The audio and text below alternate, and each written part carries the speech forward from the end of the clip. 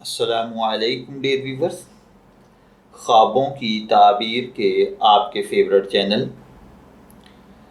شعور انفو سے میں ہوں پروفیسر شبیر احمد۔ ہمارا آج کا ٹاپک ہے خواب میں سورہ قدر کا پڑھنا۔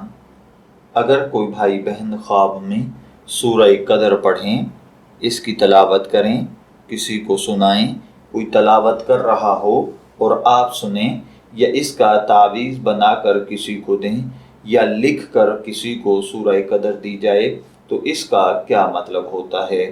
خواب میں سورہ قدر پڑھنے کا مطلب دنیا کے اندر عزت پانا، ترقی کرنا، نیک کاموں میں آگے بڑھنا، نیک شہرت پانا ہوتا ہے۔ بعض اوقات خواب میں سورہ قدر پڑھنے کا مطلب لمبی عمر پانا، اگر بیمار ہیں تو صحت پانا، اگر مقروض ہیں تو قرض سے نجات پانا، اگر قیدی ہیں تو قید سے رہائی پانا۔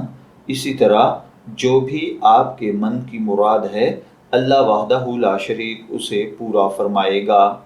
خواب میں سورہ قدر کا پڑھنے کا مطلب عزت والی، مرتبے والی، نیک، اچھی، خوبصورت زندگی گزارنا ہوتا ہے۔